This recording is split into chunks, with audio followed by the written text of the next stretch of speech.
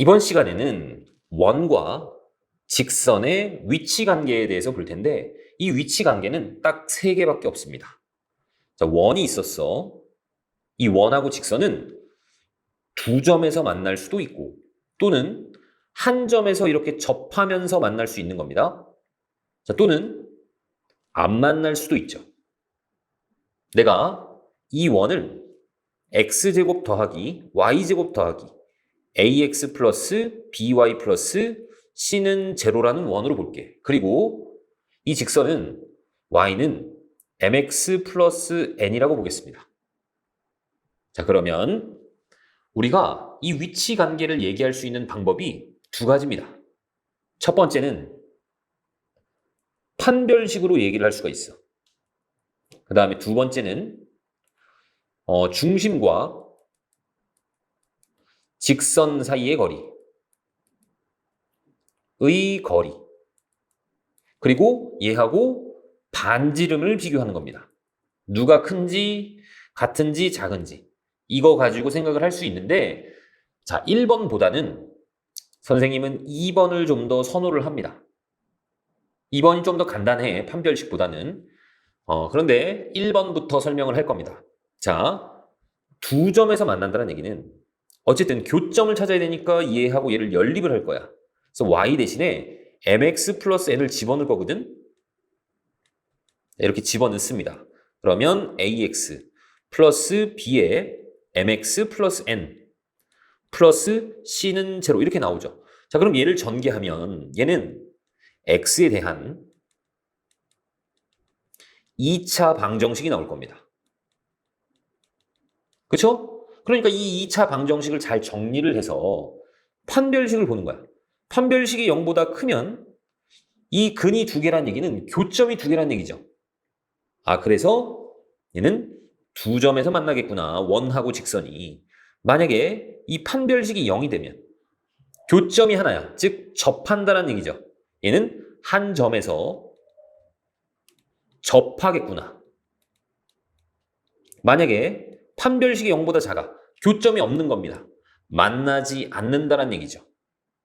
이해 갔죠? 즉 이때는 판별식이 0보다 클 때고, 자, 이때는 판별식이 0일 때고, 이때는 판별식이 0보다 작을 때야. 됐습니까? 자, 그런데 이거보다는 누가 좋냐면 원이 있었어.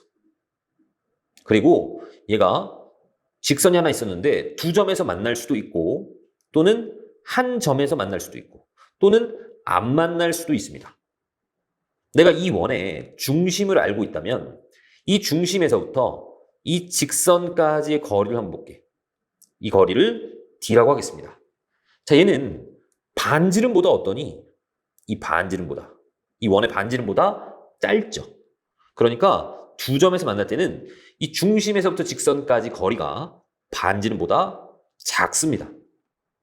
자, 만약에 접하면 얘가 d가 되는 거죠. 얘 직각이니까. 그러니까 얘는 d하고 반지름이 똑같아. 중심에서부터 직선까지 거리나 반지름이나 똑같습니다. 자, 이렇게 만나지 않는 경우에 있어서는 수선의 발을 내려보시면 이 길이가 d가 되는 겁니다. 그렇죠? 그러니까 얘는 반지름보다 어때? 크죠? 이 경우는 d가 반지름보다 큰 거야. 두 점에서 만날 때, 한 점에서 접할 때, 만나지 않을 때의 조건입니다. 실제로 해보시면 이 방법이 조금 더 간단합니다.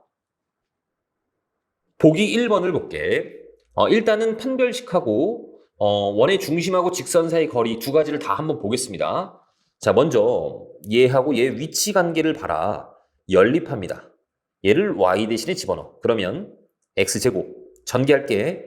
x제곱 빼기 2x 플러스 1. 이 값이 4죠. 그럼 얘는 2x제곱 마이너스 2x 마이너스 3은 제로. 자, 이놈의 판별식을 볼 거야. 4분의 d 보겠습니다. 그럼 1 플러스 6 0보다 크죠. 교점이 2개죠. 판별식이 0보다 크니까 교점이 2개입니다. 서로 다른 두 점에서 만나고 있는 겁니다. 두 번째 방법은 얘는 판별식으로 한 거고, 두 번째는 얘 중심이 0,0이잖아. 0,0하고 얘하고의 거리를 보는 거야. 얘는 x 빼기 y 마이너스 1은 제로라는 놈이거든. 그러니까 중심 0,0하고의 거리는 루트 2분의 1이 됩니다. 즉 2분의 루트 2가 된다는 얘기야. 얘가 이놈의 반지름은 4, 반지름이 누구니? 반지름이 2죠. 반지름보다 어때? 작습니다. 그러니까 두 점에서 만난다고. 얘는 중심하고 직선까지의 거리입니다. 자, 다시 그려줄게. 중심하고 직선까지의 거리가 2분의 루트 2란 말이야. 얘가 반지름보다 작습니다. 그러니까 두 점에서 만날 수밖에 없다고. 이해가셨죠? 그 다음 2번입니다. 자, 이제 판별식 안 할게. 판별식 궁금하신 분들은 실제로 y 대신에 집어넣어서 판별식 해보세요. 우리 판별식은 많이 했었단 말이야. 앞에서도. 판별식 그만하고. 자, 이렇게 하겠습니다. 자, 이 직선을 일단 바꿀 거야. x 빼기 y 더하기 n으로 바꿀 겁니다. 중심이 0,0이거든. 0,0하고의 거리를 볼 거야. 그럼 루트 2분의 0 집어넣고 0 집어넣고 절대값 n이 되겠죠. 얘하고 누구를 비교하는 거야? 이 원의 반지름하고 비교하는 겁니다. 2루트 2죠. 자, 만약에 얘가 0보다 작으면 서로 다른 두 점이라고. 얘가 같으면 접한다고. 얘가 더 크면 안 만난다고. 아시겠죠?